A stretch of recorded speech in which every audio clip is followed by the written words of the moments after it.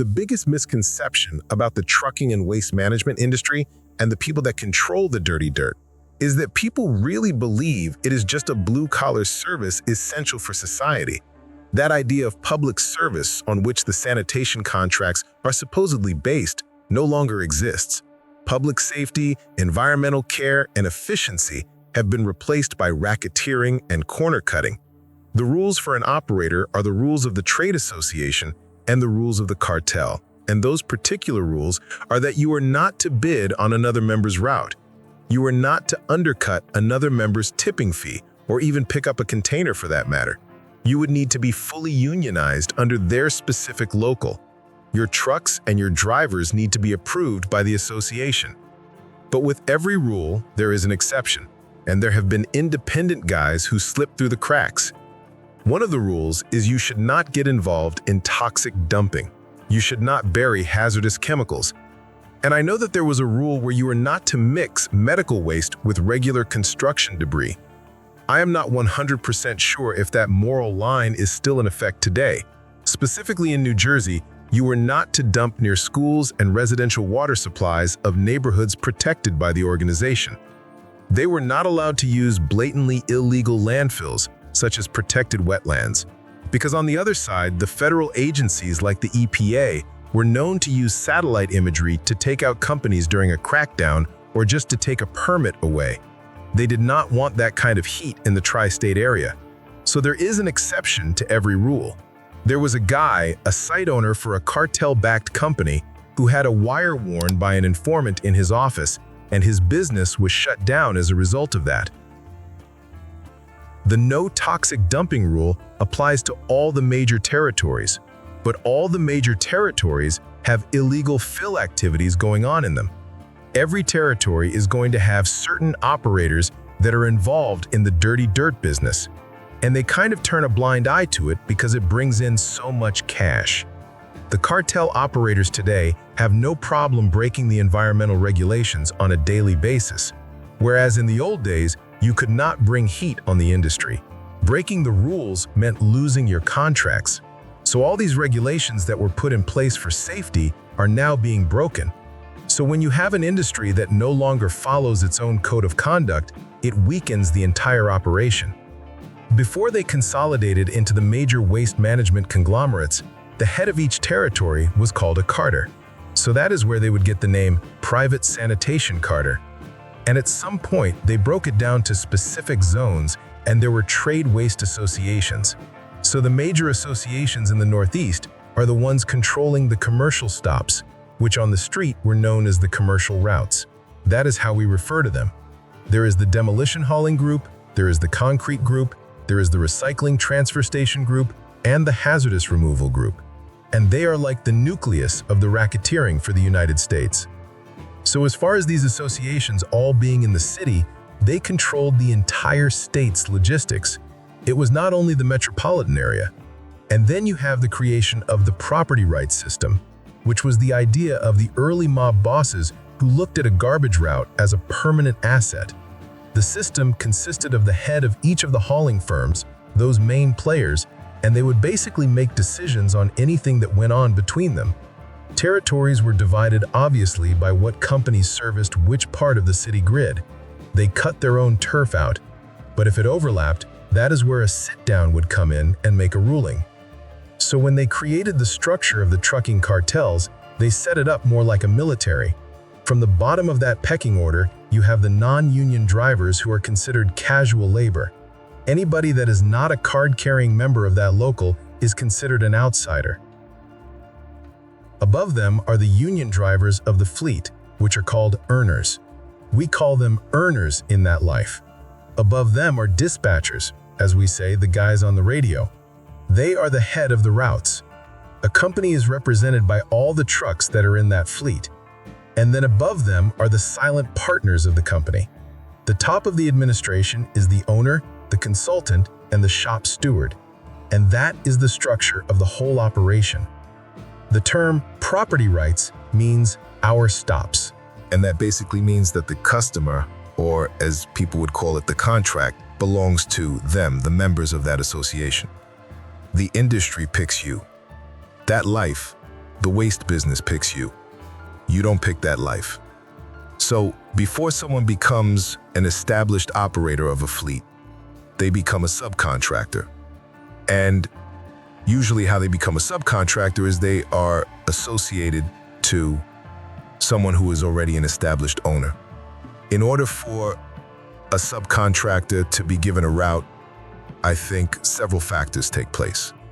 One is how good they get along with whoever it is that they are leasing from, the owner that they are with. You know that they do what they are told to do, they keep their manifests clean.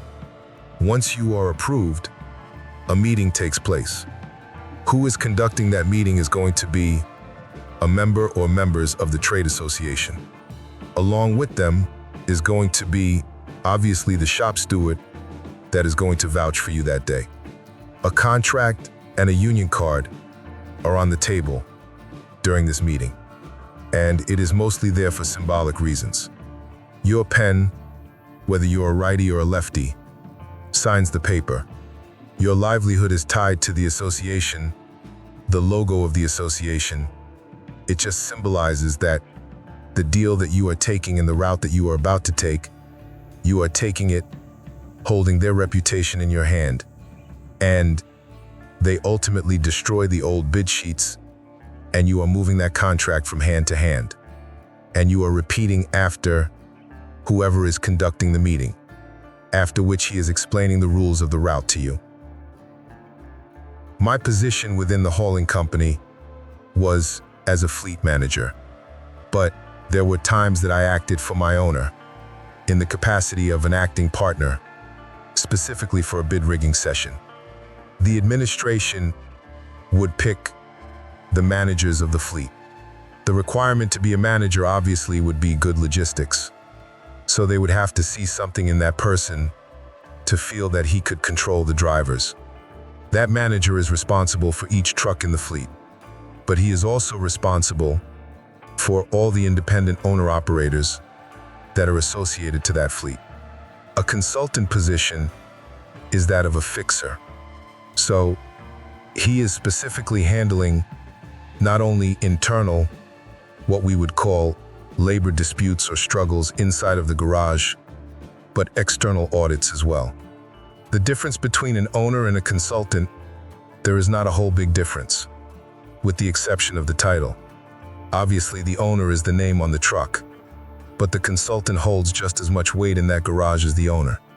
Overall, an owner's position is to oversee the profits. He is really in charge of everything that goes on underneath him, which goes through the office staff, all his dispatchers, all the drivers in the company, all the way down to the mechanics.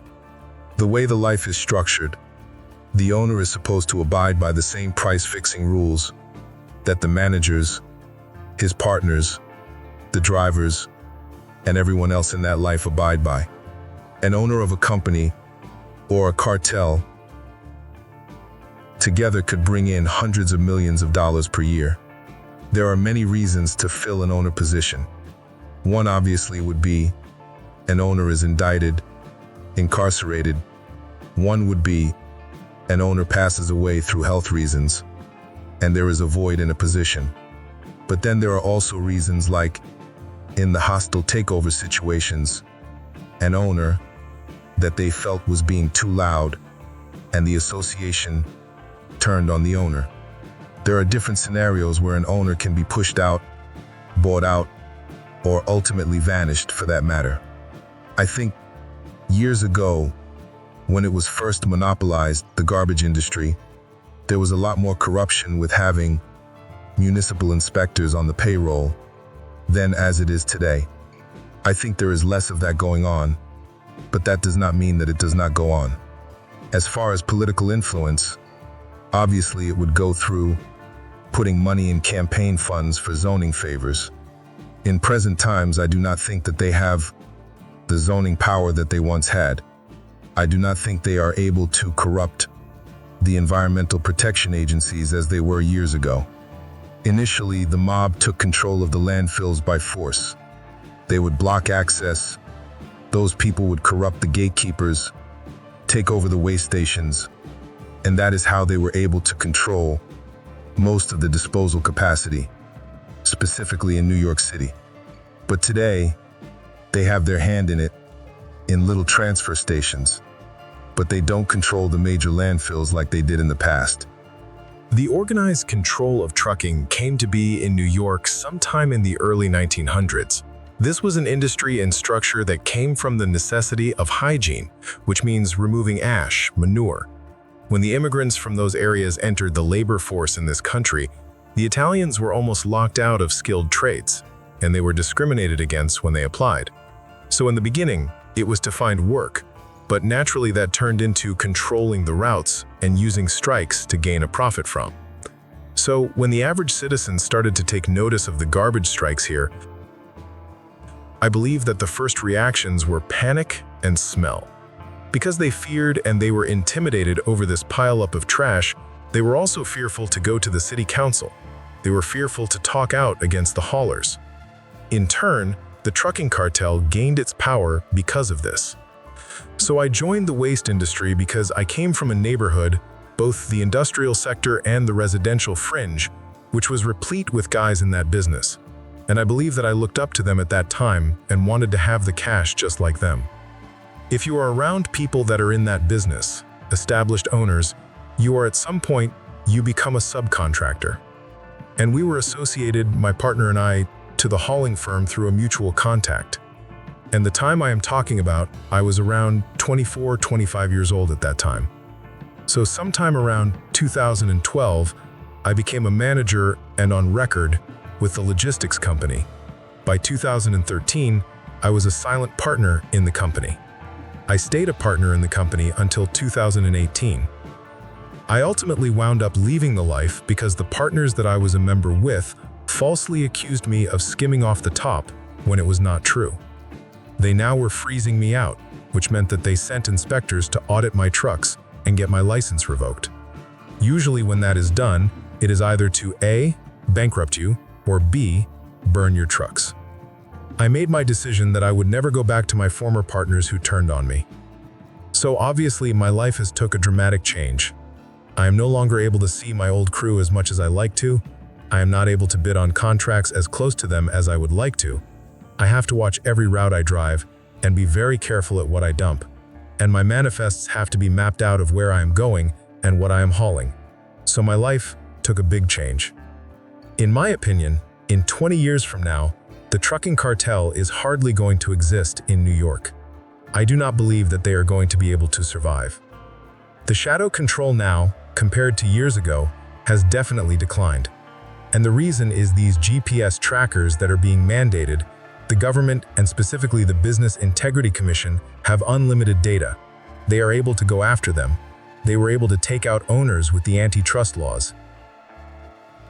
As far as earning money by inflating prices or creating ghost tickets, it is limited today than it was. So now once you limit profit skimming and cash earning, you are taking away power because money brings power. And the organized waste crime today is definitely less powerful than it was in years past. In the past few years, there has been an increase in oversight and a large number of revocations in the industry. Specific companies are targeted, and the reason being is that it is hard for members of the cartel to operate without the regulators, specifically the electronic logging devices, knowing what they are doing. There are more people that are whistleblowers, cooperators. They have people that are working inside the dispatch offices with the investigators, giving the investigators information. That is how they are dismantling companies, fleet by fleet. They dismantle them. Members of law enforcement from the environmental agencies now work very closely with members of tax enforcement from the state level. They jointly create audits together. I made the decision to create a channel, and I started just filming from my experiences. So the first series I created is also the name of the channel, which is called Hauling Truth, and that is also the name of the series. And I just recently created a second series called Unlimited Capacity. In the next episode, we will talk how the waste industry makes money in 2025. Stay tuned.